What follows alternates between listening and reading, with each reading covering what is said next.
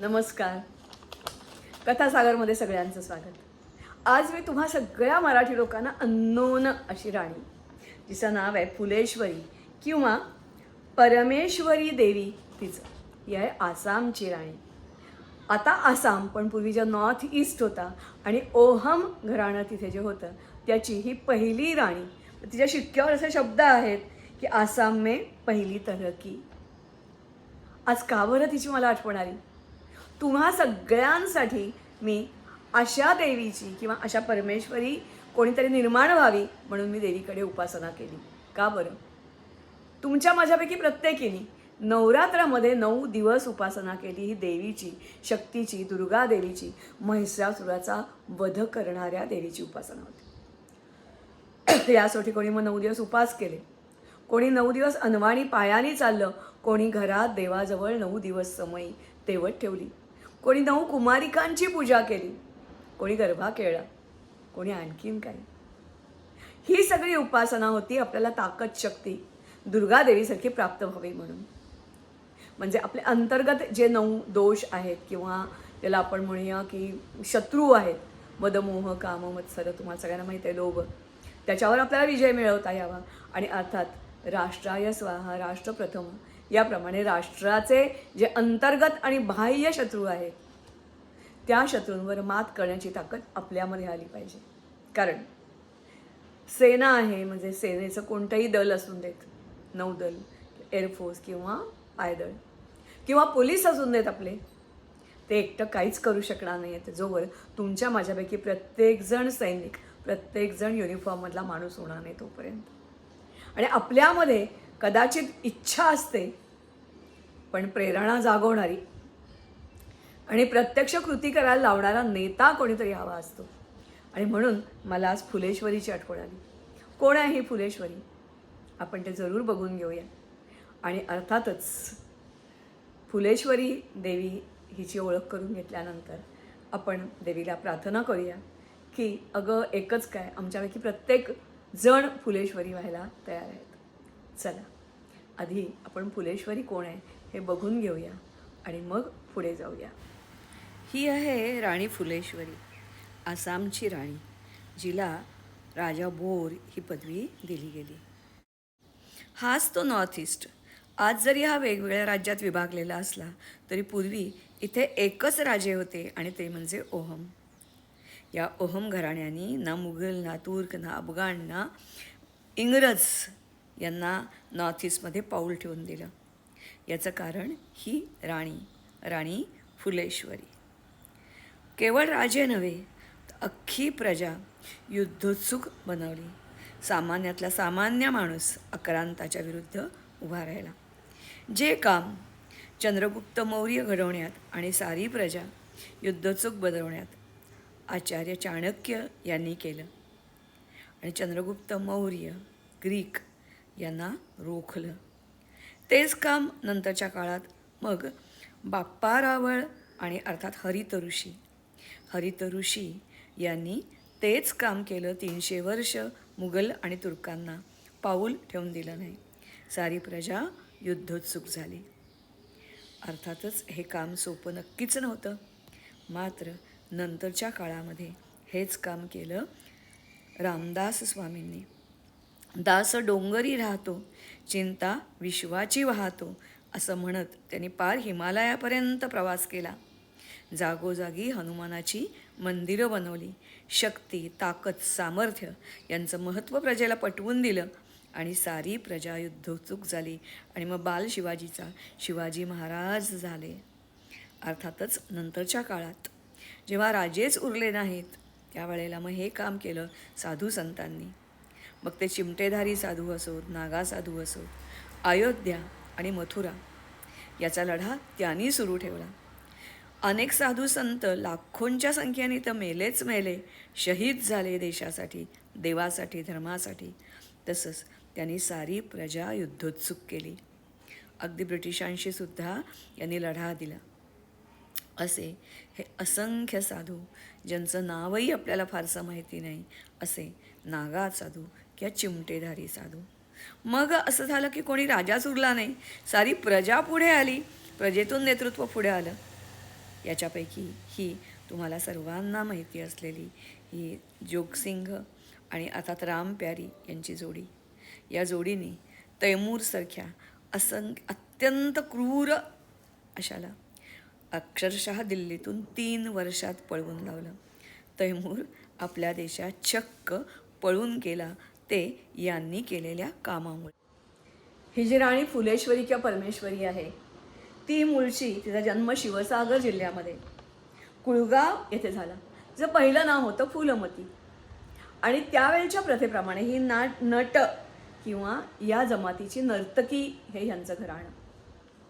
ती शिवभक्त होती आणि तिचं सारं जीवन शिवाला समर्पित होतं. अर्थातच भगवान शिवासाठी समर्पित अशा मंदिरात ती एक नृत्य करत असे. अर्थात नृत्य म्हणजे कला तिच्यामध्ये होती. संस्कृत तिला उत्तम येत होतं, संस्कृतची उपासक होती. खूप पढली लिखी ज्ञान मिळवलेली अशी ही राणी होती. आणि अर्थात नर्तकी म्हणजे चालण्या बोलण्यातला ग्रेस, चेहऱ्याचा मोहकपणा आणि उत्तम नृत्यकला तिला अवगत होती. अत्यंत सुरेख, जणू काही देवीची प्रतिमा वाटावी अशी ही फुलेश्वरी म्हणजे पहिलीची फुलमती. 1722 ते 1731 तिने आसामवर राज्य केलं. त्याचं असं झालं की तिथल्या शिवमंदिरात ती नृत्य करत होती. त्यावेळेला आसामवर शिवसिंह नावाचा राजा राज्य करत होता. त्याच्या पत्रिकेमध्ये कोणीतरी सांगितलं होतं की छत्रभंग योग आहे, म्हणजे तो जर राजावर असेल तर राजाचं जे उत्कर्ष त्याच्या मनात आहे तो होणार नाही, राज्य नाश पावेल. आणि म्हणून त्याला अशा कोणीतरी राणीची गरज होती की जी आसामवर राज्य करेल आणि त्याच्या बरोबरीनं ती एकूणच राजकारणामध्ये भाग घेईल. अर्थातच तो असाच फिरत फिरत असताना या शिवमंदिरात आला. नृत्यामध्ये अगदी तल्लीन झालेली, शिवरूप होऊन गेलेली ही जी फुलमती आहे ती तिच्या नजरेस पडली. त्याला ती भावली आणि मुळात ती नुसती नर्तकी नव्हती, तर मगाशी सांगितल्याप्रमाणे अत्यंत गुणाचा पुतळा होती. आणि शाक्य धर्म जो शस्त्र ज्याला आपण ताकद म्हणतो त्याची उपासना करणारा हा अशा प्रकारची जमात होती. तुम्हाला सगळ्यांना माहिती आहे की 1722 ते 1731 म्हणजे मुघलांनी जवळजवळ सारा देश पादाक्रांत केला होता. त्यांचे अन्याय अत्याचार हे आसामपर्यंत म्हणजेच नॉर्थ ईस्टपर्यंत पोचत होते. किती देवळं पाडली, किती लोकांना राजांना हरवलं, किती कत्तली केल्या, कसे रक्ताचे पाठ वाहिले, कसं स्त्रियांवर अन्याय झाला, फक्त आसामपर्यंत ही धग अजून पोचली नव्हती. आणि नंतरच्या काळामध्ये ही फुलेश्वरी आणि तिने केलेलं काम, तिच्या पाठोपाठ गादीवर आलेली तिची बहीण आणि त्या सगळ्या राण्यांनी 3 राण्या पाठोपाठ या काळामध्ये आल्या आणि त्यांनी आसामला असं काही घडवलं की आसामला कधीच मुघलांनी, तुर्कांनी किंवा ब्रिटिशांनी सुद्धा जिंकून ताब्यात घेतलं नाही. तेव्हा ह्या राजाला असं वाटलं की ही जी काही मुलगी आहे फुलमती ही अगदी योग्य आहे. त्यांनी लग्नाचा प्रस्ताव ठेवला, लग्न केलं आणि मग ती अर्थातच राजाच्या राजवाड्यात आली. राजाचा फोटो मला कुठे उपलब्ध झाला नाही. राणीचे फोटो ते मात्र पेंटिंग आहेत की काय आहेत मला माहिती नाही. मुळात प्रत्यक्ष राणीचे फोटो मात्र मला उपलब्ध जे मिळाले ते मी नेटवर टाकलेले आहेत. तर अशी ही नंतर तिचं नाव ठेवलं गेलं फुलेश्वरी किंवा प्रेमेतेश्वरी देवी. आणि प्रेमेतेश्वरी देवी हे आसाम भाषेमध्ये जी राणी दुर्गाला जे नाव दिलं जातं ते हे नाव. त्यानंतर त्यांनी राजाने म्हणजे राजा शिवसिंह यांनी या राणीला उपाधी दिली 12 राजा. 12 राजा, 12 या आसामी भाषेमध्ये ग्रेट राजा अशी उपाधी दिली. का बरं? कारण राजकारणात राजाच्या बरोबर ही भाग घ्यायची. त्याचे जे सगळे न्यायदान असेल किंवा जे काही असेल त्या प्रत्येकामध्ये हिचा सहभाग असायचा. मग हिनं आपल्या आणि नवऱ्याच्या दोन्हीच्या तिला राणी बनवली. आपल्या आणि नवऱ्याच्या मिळून त्याच्यावर शिक्के बनवले, दोघांचे फोटो असतील असे, आणि त्याच्यावर असं लिहिलं होतं आसाम में पहली बार, आसाम में पहिले. अर्थात आसाम में पहिली बार ऐसी तरह मी तुम्हाला हिंदीमध्ये सांगते पण फारसी भाषेमध्ये हे सगळे शब्द लिहिलेले होते. याच्याशिवाय तिच्या काळात तिने असंख्य संस्कृत विद्यालयं उघडली. त्याचप्रमाणे अनेक कलांची मंदिरं तिने उघडली. त्याच्यानंतर अर्थातच एवढंच नव्हे तर तिने काही सरोवर किंवा ताल बांधले. लक्ष्मी सागर कित्येक एकरांवर पसरलेला असा हा सागर आहे. त्याच्या भोवती अर्थातच शिवाची अनेक मंदिरं बांधलेली आहेत. गौरी सागर नावाचा तलाव आहे. त्या गौरी सागर तलावाच्या भोवती देखील शिव, विष्णू आणि देवी यांची मंदिरं तिने बांधली. अतिशय देश म्हणजे ज्याला आपण म्हणूया की परत एकदा लोकांच्या मध्ये शाक्त धर्म किंवा आपला जो वैदिक पारंपरिक धर्म आहे की आपण प्रेमाचे पुजारी असतो, कोणावर आपण आक्रमण करत नाही, मात्र कोणी जर आपल्याला आघात केला तर आपण रौद्ररूप धारण करतो, त्याची आपण समाचार घेतो. आपल्या देवी किंवा गणेश यांच्या हातात परशू असतो किंवा ज्याला काय म्हणूया कुऱ्हाड असते. शिवाच्या याच्यावर जसं एक त्याच्या तर जात्याच तो त्याचा नुसता नेत्र उघडला तरी शत्रूंची वाताहत होते, जळून खाक होतात. राम आणि कृष्ण यांच्या हातात आपलं धनुष्य आणि बाण असतो. तेव्हा असे हे आपले सगळे देव, अशा देवांची उपासना करणे तिने परत एकदा रूढ केलं.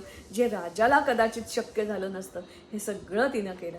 एवढंच नव्हे तर त्यावेळेची प्रथा होती, नंतर ती बंद पडली, तुम्हाला सगळ्यांना माहीत आहे. पण बली चढवणं, आता बली चढवण्याचा त्यावेळेचा अर्थ अतिशय वेगळा होता, आपण समजतो असं नव्हतं.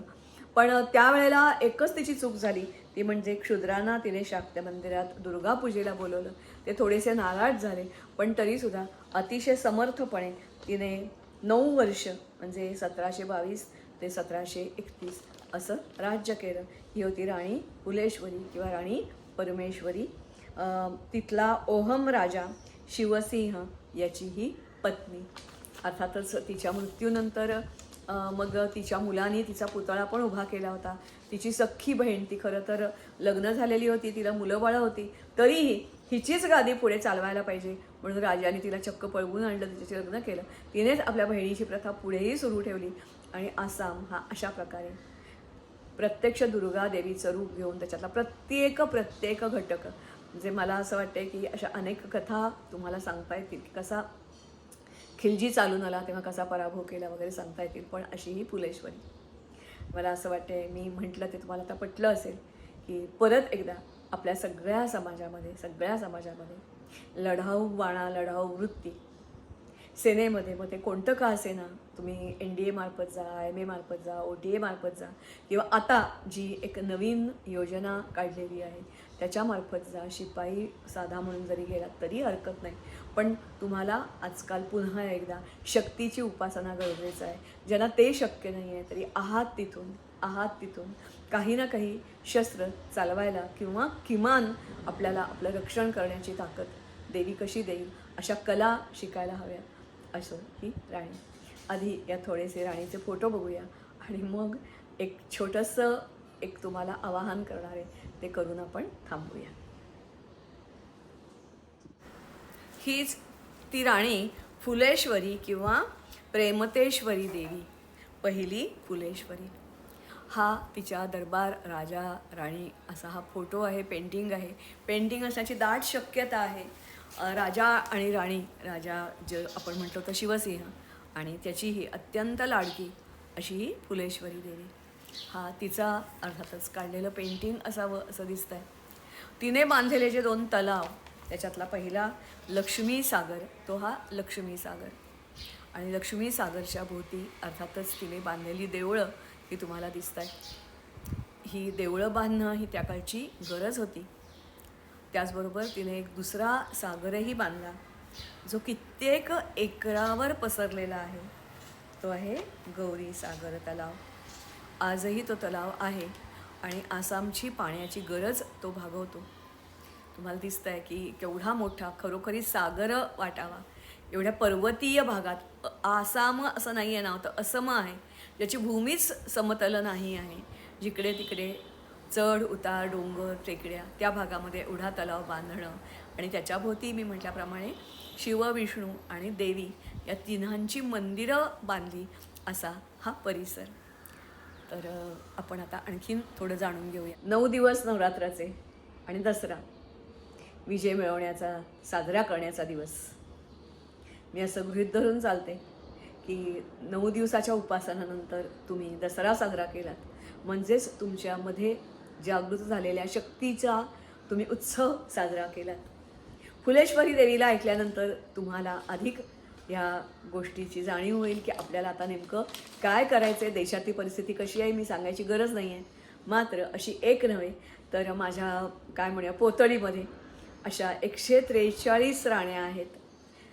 9 दिवस देवीचे आणि 10वा दिवस दसऱ्याचा म्हणून 10 वेगवेगळ्या राण्यांची कथा किंवा वेगवेगळ्या स्त्रियांची कथा की ज्यांनी इतिहासाला वेगळं वळण दिलं, शत्रूंचा समाचार घेतला, तलवार गाजवली, त्यांची ओळख करून द्यायचा संकल्प केला आहे. त्याच्यापैकी ही पहिली आसामची राणी फुलेश्वरी. मला असं वाटतं हा व्हिडिओ तुम्ही तर लाईक कराच करा, पण ज्यांना माहिती नाही आहे म्हणजेच मला खात्री आहे की 99.99% लोकांना माहितीच नसेल, तिच्यापर्यंत हा पोचवायचा प्रयत्न करा. पण मी माझ्यासाठी नव्हे, आपल्या भारत मातेसाठी ही तुम्हाला प्रार्थना करते. मला खात्री आहे की माझ्या प्रार्थनेमध्ये तुम्ही सहभागी व्हाल आणि अर्थातच आपल्याला यश मिळेल. आत्ता जे सावट आलेलं आहे एक प्रकारे भारतीय लोकशाहीवर, भारतावर, राज्यावर, त्याचं निवारण करण्यासाठी आपण सगळ्यांनी प्रार्थना करूया. चला.